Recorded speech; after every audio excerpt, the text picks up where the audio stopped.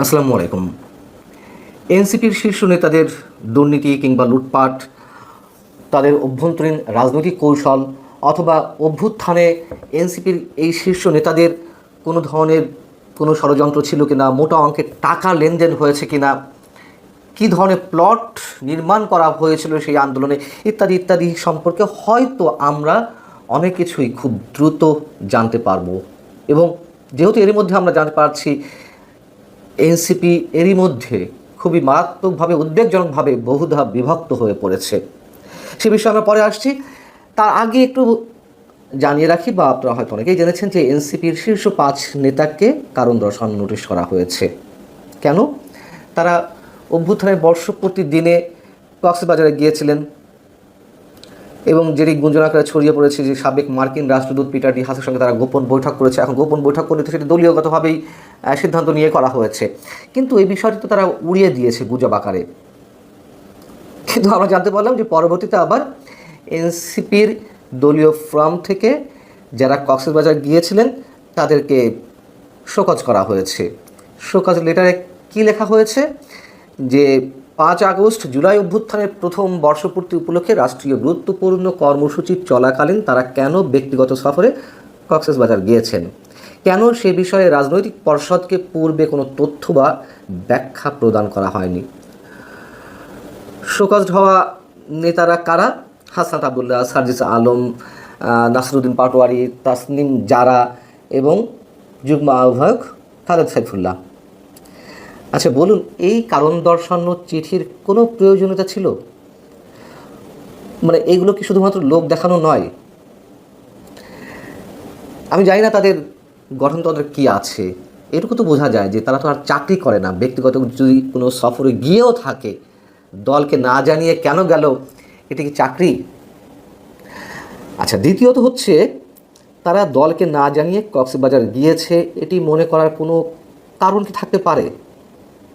যে অভ্যুত্থানের মূল দাবিদার এই এনসিপির শীর্ষ নেতারা, তাদের একটি গুরুত্বপূর্ণ অংশ এই যে তাসনিম জারা কিংবা হাসনাত আবদুল্লাহ, সার্জিস আলম, নাসিরুদ্দিন পাটোয়ারি, এরা তো সবার শীর্ষ নেতা। এর বাইরে কে আছে? আক্তার হোসেন, নাহিদ ইসলাম, এই তো, অথবা হান্নান মাসুদ। তো শীর্ষ নেতাদের একটা বড় অংশ দলীয় ফোরামকে না জানিয়ে কক্সবাজার চলে গেল, এটি হতে পারে?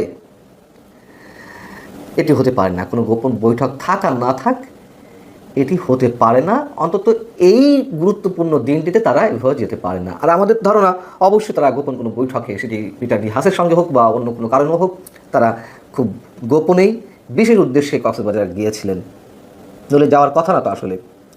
এখন বিষয়টি হচ্ছে তারা যে কারণ দর্শানোর নোটিশ দিল, এটা হচ্ছে শাক দিয়ে মাছ ঢাকার মতন। এটি করে আরও মানুষের সামনে বিষয়টি প্রশ্নবোধক করে তুললো আরও খুব বেশি করে। ঠাকুর ঘরে কেড়ে আমি কলা খাই না, সেই অবস্থাও হতে পারে, যে আগে থেকে নিজেদের সব কিছু মানে অনেকখানি রহস্যময় করে তুলছে।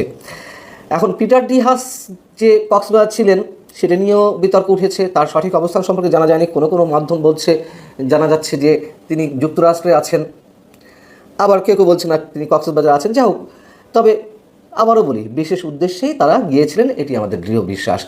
এখন বিষয় হচ্ছে কি, যেটি বলছিলাম যে এনসিপির সব অন্দরমহলের খবরের সব কিছু হয়তো খুব শিগগিরই একেবারে খোলস ছেড়ে বেরিয়ে আসবে। তার কারণ এনসিপির গুরুত্বপূর্ণ 2 নীতি নির্ধারক আসিফ মাহমুদ সজীব ভুঁইয়া এবং মাহফুজ আলম, তারা দুজনই সরকারের উপদেষ্টা পদে রয়েছেন। তারা সাম্প্রতিক সময়ে যে মুখোমুখি অবস্থান নিয়েছেন, তাতে করে আমরা অনেক কিছুই জানতে পারছি। তথ্য সম্প্রচার বিষয়ক উপদেষ্টা মাহফুজ আলম গত 4 আগস্ট তার ফেসবুকে একটি পোস্ট দিয়েছেন যে 1-11 পদধ্বনি শোনা যাচ্ছে। পরবর্তীতে সেটি তিনি এডিট করেন, সমালোচনার মুখে সেটি আবার ডিলিটও করেন।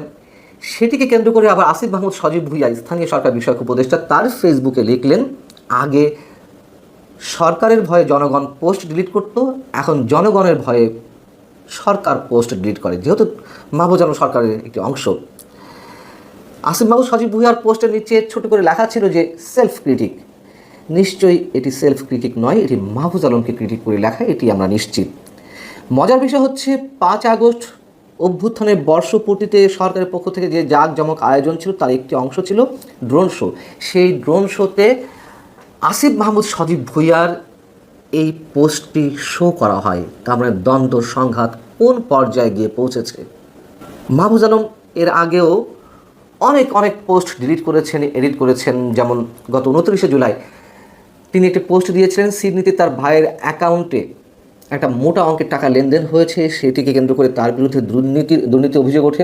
সেটির ব্যাখ্যা দিতে গিয়ে তিনি আবার লিখেছিলেন, আজকাল অনেকের লেজ কাটা যাচ্ছে বলে আমার বিরুদ্ধে লেগেছেন নতুন একটি দলের কয়েকজন মহারথী এতে জড়িত, সবই প্রকাশ পাবে। একটা সার্কেলে প্রায় সবাই দুর্নীতিগ্রস্ত এবং একজন কোনো টাকা ধরছেন না, এটা কার সহ্য হবে।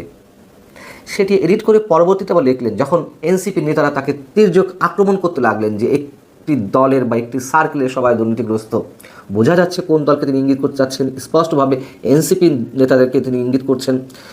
তো সমালোচনার মুখে তিনি সেটি এডিট করে লিখলেন, আজকাল অনেকের লেজ কাটা যাচ্ছে বলে আমার বিরুদ্ধে লিখেছেন বিভিন্ন দলের কয়েকজন মহারথী এতে জড়িত, সব ষড়যন্ত্র প্রকাশ পাবে। দ্বন্দ্ব সংঘাত একেবারে প্রকাশ্যে আসছে আমাদের সামনে। মাহফুজ আলম যদিও পোস্ট দিয়ে তিনি অসংখ্যবার তার ডিলিট করেছেন, তার এক্সাম্পলও আছে, এটাও সত্য কথা। তিনি ভারতের মানচিত্রের বিরুদ্ধে একটা পোস্ট দিলেন, বাংলাদেশের মানচিত্র বড় করে সেটি ডিলিট করলেন। কয়েকদিন আগে কথিত তৌহিদি জনতার উদ্দেশ্যে তিনি একটি পোস্ট দিলেন, মব ভায়োলেন্সের বিরুদ্ধে পোস্ট দিয়েছেন, এগুলো আবার এডিট করেছেন, কোনোটি সংশোধন করেছেন।